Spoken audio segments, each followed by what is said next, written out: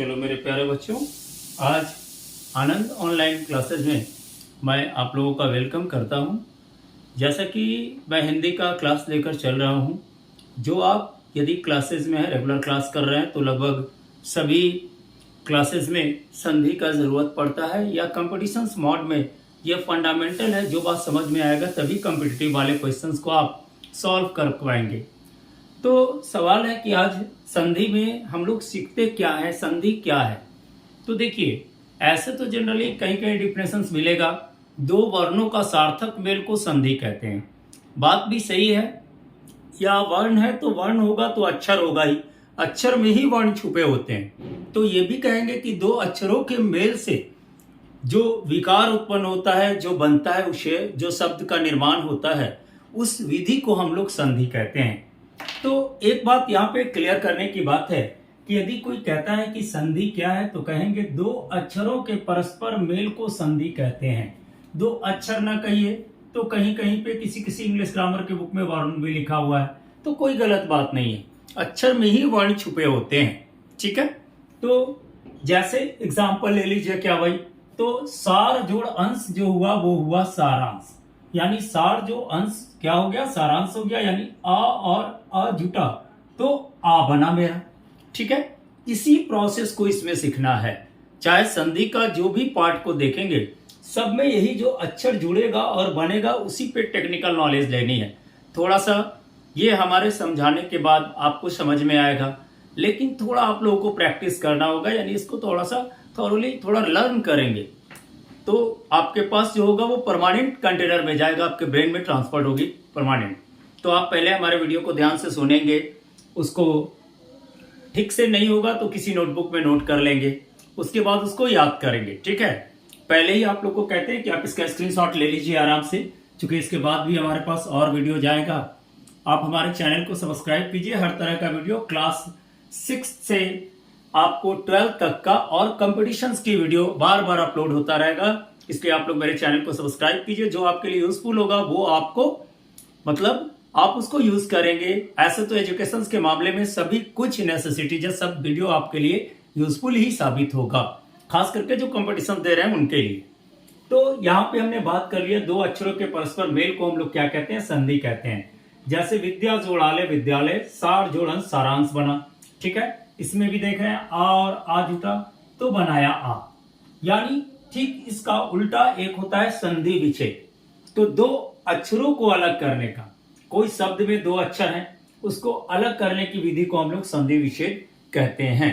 जैसे यदि कह दें कि महाभारत का संधि विच्छेद कीजिए तो महा जोड़ भारत, चूंकि आ और आ जुटता है तो आ ही बनाता है। बात समझ रहे हैं। आज उसी रूल को हम लोग सीखेंगे। तो संधि में कितने संधि के भेद होते हैं, तो मुख्यतः संधि के 3 भेद होते हैं। कौन कौन सा, तो स्वर संधि, व्यंजन संधि और विसर्ग संधि। स्वर संधि क्या है, तो देखिए इसमें स्वरों का गेम होता है, इसमें व्यंजन नहीं होती है। यानी दो स्वरों के मेल से जो विकार उत्पन्न होता है वो स्वर संधि कहलाता है। यानी इसमें जो भी उत्पन्न होगा वो दो स्वर के बीच उत्पन्न होगा और उसी के संधि के द्वारा एक स्वर की उत्पत्ति होगी। यानी जो भी चलेगा वो स्वर का ही फॉर्म चलेगा। जैसे देखिए, जैसे यहां भी देखिए भाव जोड़ार्थ में दो स्वर है, आ और आ, भाव में भी आ है और अर्थ में भी है, तो बन जाता है भावार्थ। अब संधि, स्वर संधि के भेद कितने हैं, तो देखिए स्वर संधि के मुख्यतः 5 भेद हैं। कौन कौन सा, तो दीर्घ संधि, गुण संधि, यण संधि, वृद्धि संधि और अयादि संधि। यानी स्वर संधि के कितने भेद हुए, संधि के पहले कितने भेद हुए, तो संधि के 3 भेद हुए, स्वर संधि, व्यंजन संधि और विसर्ग संधि। फिर स्वर संधि का कितना भेद हुआ, तो 5 भेद होगा। कौन कौन सा, तो दीर्घ संधि, गुण संधि, यण संधि, वृद्धि संधि और अयादि संधि। स्वर संधि में पहले बात करते हैं, तो यानी किसी स्वर के ह्रस्व या दीर्घ रूप के बाद, किसी स्वर के ह्रस्व या दीर्घ रूप के बाद, याद रखिए यहां पे बोल रहे हैं किसी स्वर के ह्रस्व या दीर्घ रूप के बाद यदि उसी स्वर का ह्रस्व या दीर्घ रूप आए तो दोनों मिलकर दीर्घ हो जाते हैं। ये तो बात समझ में आ रही होगी। जैसे पढ़े कि नहीं, हर्षई और दीर्घई, यानी इसमें क्या होगा, हर्षई और दीर्घई का जनरली कॉन्सेप्ट तो होगा ही आप लोगों के पास हिंदी का, हर्षऊ और दीर्घऊ। तो जो कहने का मतलब हर्षऊ होगा या दीर्घ रूप के बाद यदि स्वर का हस्व या दीर्घ रूप आएगा तो दोनों मिलकर क्या हो जाएंगे, तो दीर्घ संधि हो जाएंगे, इसीलिए इसका नाम दिया गया है दीर्घ संधि। यानी दीर्घ संधि कौन है, फिर से कंफ्यूजन दूर कर लीजिए। हस्व या दीर्घ रूप के बाद यदि कोई हस्व या दीर्घ रूप होता है तो फाइनलाइज जो रिजल्ट आता है वो हमारा क्या आता है, तो दीर्घ स्वर का आता है। यानी हस्व स्वर कौन सा है, तो आ, ई, उ और री, इसको याद रखिएगा, ये हस्व स्वर है। और हस्व के बाद यदि अ के बाद आ रहेगा और या ई के बाद ई रहेगा या आ के बाद ई होगा तो हमेशा क्या हो जाएगा, आपका दीर्घ स्वर ही बनेगा, यानी इसी की उत्पत्ति होगी। जैसे आप देखिए अ और अ दोनों स्वर जुड़े तो आ दीर्घ स्वर बनाया, ठीक है। जैसे स्व जोड़ अधीन यानी स्वाधीन, ठीक है। अ और आ, तो अ और आ क्या है भाई, तो अ और आ आपका क्या है, तो पहला तो हस्व हो गया और दीर्घ हो गया, तो जो बनेगा वो दीर्घ ही बनेगा। जैसे शिक्षा जोड़ अर्थी जो हुआ वो हुआ आपका शिक्षार्थी। आ और आ जुड़ेगा तो आ का बनाएगा, पहले ही बोले। तो महा जोड़ आत्मा महात्मा, ई और ई जुटा तो दीर्घई बनाएगा। तो कवि जोड़ इंद्र कविंद्र, जैसे ई और ई दीर्घई बनेगा, दीर्घई दीर्घई जुड़ा दीर्घई होगा। उ हर्षऊ हर्षऊ जुड़ा दीर्घऊ होगा, उ और दीर्घऊ जुड़ा तो दीर्घऊ होगा, दीर्घऊ और दीर्घऊ जुड़ेगा तो दीर्घऊ होगा। यानी इतना बात को दिमाग में बैठा लीजिए क्लियर कि आपका दीर्घ संधि क्या कहलाएगा, तो दीर्घ की उत्पत्ति करता है, इसलिए ये दीर्घ संधि कही जाती है। चाहे दो हस्व का योग हो या एक हस्व या दीर्घ का योग हो या दीर्घ का योग हो, हमेशा जब भी बनेगा तो दीर्घ संधि ही बनेगा। इसका हमेशा, जैसे देखिए ई और ई एक दीर्घई और दीर्घई है तो बना दीर्घई ही, ई बना, तो सती जोड़ इस सतीश। इसका प्रैक्टिस आप लोग करेंगे, थोड़ा डेफिनेशंस को ठीक से समझ लीजिए। ओके, चलिए इसके बाद अब हम लोग जो बात करेंगे वो करेंगे आपको गुण संधि के बारे में। इसका दूसरा जो भेद है सो यण संधि, वृद्धि संधि और अयाधि संधि के बारे में अभी हम लोग फिर बात करेंगे। चलिए स्टूडेंट, अब हम लोग बात करते हैं गुण संधि पे। अभी आप लोग देख लीजिए कि जो बात किए थे हम लोग, वो बात किए थे आपको दीर्घ संधि पे, तो देखे थे कि नहीं दीर्घ बनता था।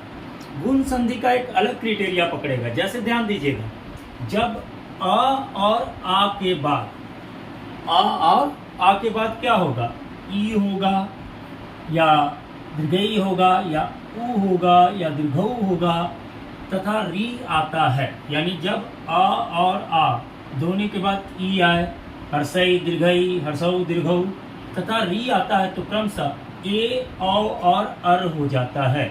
यानी आ के साथ यदि ई और ई होगा तो ए होगा, ठीक है। आ होगा तो उ और उ होगा तो ओ होगा, और यदि री रहेगा आ और आ के बाद तो उसका क्या हो जाता है, अर हो जाता है। जैसे देखिए और ई ए हुआ, ठीक है, तो नर जोड़ इंद्र नरेंद्र, यदि और ई हुआ तब भी ए का ही फॉर्म बना। यदि अ और उ जुड़ा तो ओ बना, तो सूर्य जोड़ ऊर्जा सूर्योर्जा, या अ और उ जुड़ेगा तब भी ओ ही बनेगा, चाहे हर्षऊ हो या दीर्घऊ हो, ओ ही डेवलपमेंट होगी। यानी कहने का मतलब जैसे आ जोड़ री, यानी जैसे देखिए अर होता है, तो जैसे महा जोड़ ऋषि महर्षि होता है, तो यानी आ और आ इसमें यदि ई और ई से जुट रहा है तो ए होगा, उ और उ से जुट रहा है तो ओ होगा, और यदि री से जुट रहा है तो अर होगा। तो इसको हम लोग कहते हैं कि ये गुण संधि है। यानी गुण संधि कोई पार्टिकुलर डेफिनेशन नहीं, सिर्फ फॉर्म के आधार पे ऐसा होता है, इसके कारण इसका नाम दिया गया है कि ये क्या है, तो गुण संधि है। अब यदि बात करें हम लोग, थोड़ा ध्यान दीजिएगा इसको, यदि हम लोग बात करते हैं किस चीज पे, तो वृद्धि संधि पे। तो वृद्धि संधि क्या है, तो वही क्राइटेरिया, जब आ का ए से मेल होने, आ का किससे मेल होने पे, ए और ए से मेल होने पर, ए तथा आ का ओ से मेल होने पर, औ से मेल होने पर औ हो जाता है। एक बात को हमेशा ध्यान दीजिएगा, आ औ से यदि मेल होगा तो औ हो जाएगा, उसे क्या कहेंगे? वृद्धि संधि कहेंगे। और किसका? तो आ और आ का ही रिलेशन है। आ का ए एस से मेल होगा तो ए होगा, ठीक है। जैसे हम लोग देखेंगे धन जोड़ ए और ए जुटा तो ए बना, तो धन जोड़ ऐश्वर्य धन ऐश्वर्य। आ और ए जुटा तब भी ए बना। उसी तरह से ए और ए जुटा तो ए बना एक एक, ठीक है। यहाँ पे समझ में आ रही है बात। तो ये क्या कहलाएगा? ये क्राइटेरिया जब आएगा तो उसको हम लोग वृद्धि संधि कहते हैं। और वृद्धि संधि का जो जैसे इसी के आधार पे आ और ए जुटा तो ए हुआ। तो यहाँ फिर से एक बार रिकैप कर लीजिए, थोड़ा ध्यान से देखिएगा। यहाँ पे कंफ्यूजन होता है, लोग समझते नहीं है, थोड़ा सा इसको याद भी कर लीजिएगा। जैसे यहाँ पे क्या कहे, आ और आ का ए के साथ होगा, ठीक है, या ए से मेल होगा तो क्या हो जाएगा? ए हो जाएगा। आ का ओ या औ से मेल होगा तो क्या हो जाएगा? औ हो जाएगा। इसे क्या कह देंगे? वृद्धि संधि कह देंगे। बात समझ में आई? वृद्धि संधि क्या होगा? अब देखिए यन संधि क्या होता है। तो देखिए यन संधि में ई उ या री की बात करते हैं हम। जैसे इसमें किसके बात की? आ ए का बात की। बात समझ रहे हैं? इसमें किसका बात किए थे? तो आ क्या बात किए थे, ठीक है। मेन देख रहे हैं कि नहीं, कंस्टिट्यूएंट्स कौन सा है। यदि लेटर की बात करेंगे तो यहाँ आ का बात किए, यहाँ आ ए के साथ जो मेल किए उसका बात किए। यहाँ पे जब ई उ या री के बाद कोई अन्य स्वर आता है तो ई या ई का य हो जाता है, ठीक है। जो ई और ई होगा उसका य हो जाएगा, उ और उ का व हो जाता है और री का र हो जाता है। जैसे ई का ई और अ क्या बोले? यह हो जाएगा। तो अति में ई है अंत में, अधिक अ है तो ये जुट गया तो क्या हो गया? अत्यधिक। समझ में आ रही है बात? जैसे री और ई जुटता है तो री होता है, तो मातृ जोड़ इच्छा मातृच्छा, यानी यहाँ छुपा हुआ री, ठीक है। अब अयादि संधि क्या होगा? तो जब ए ओ औ के बाद कोई अन्य स्वर आए तो ए का आय, समझ रहे हैं? ए का आय हो जाएगा। जब भी कोई स्वर आएगा, कोई भी स्वर ए ओ औ के बाद कोई भी स्वर आता है तो ए का आय होगा, ए का आय होगा और ओ का अब हो जाएगा। समझ में आ रही है बात? और औ का आव होगा, यानी किसके बाद? फिर से एक बार रिकैप आपको दिमाग में डाल रहे हैं। ए ओ औ के बाद कोई भी स्वर होगा, जैसे ए देख रहे हैं, ए और अ आय होता है तो ने के बाद कोई स्वर अ है तो यानी क्या हुआ? ए और अ जुड़ा और क्या बनाया? नयन बनाया। यानी जब ए ओ औ के बाद कोई अन्य स्वर आएगा तो ए का आय कर देते हैं, ए का आय हो जाता है और ओ का अब हो जाता है और औ का आव हो जाता है। इन स्वर का मेल जब होगा या इस तरह का जब मेल का बात करेंगे तो वो हमारा कहलाएगा अयादि संधि। यानी आज हम आप लोगों को संधि के बारे में बताए हैं और संधि में भी किस संधि का बात किए? तो आपका स्वर संधि के बारे में बात किए हैं। अगले वीडियो जो अपलोड करूंगा उसमें आपको विसर्ग और जो विसर्ग संधि है उसके बारे में जिक्र करेंगे और उसके बाद आपका जो हमारा एक और बचा हुआ व्यंजन संधि है उसके बारे में बात करेंगे। आशा करेंगे कि आपको ये बात समझ में आ गया होगा, क्योंकि स्वर संधि एक ऐसा पार्टिकुलर संधि का फॉर्म है जो लगभग सभी एग्जाम में इस पे क्वेश्चंस आते हैं। और ये फॉर्म जब तक याद नहीं रहेगा, देखिए ये वाली फॉर्म तो आप वर्ड को लेकर के खाली याद कर लेंगे, उससे आपकी संधि कंप्लीट नहीं होगी, कहीं ना कहीं गलती आप बराबर करेंगे। तो इसलिए हम कहेंगे कि आप पहले इसके फॉर्मेट को याद करें, जो हम फॉर्मेट का शॉर्टेज वे भी दिए हैं यहाँ पे, उस फॉर्मेट को याद करने के बाद आप वर्ड की प्रैक्टिस करें तो आपका संधि पूरा कंप्लीट अच्छी तरह हो जाएगा। चलिए, आशा करेंगे कि आप हमारे चैनल को सब्सक्राइब कर लीजिएगा, नहीं किए हैं तो उसे कर लें, क्योंकि आपको अभी हम आपके क्लास का या जो भी वीडियो एजुकेशनल होगा वो हमारे चैनल पे आपको उपलब्ध होगा। चलिए, थैंक यू।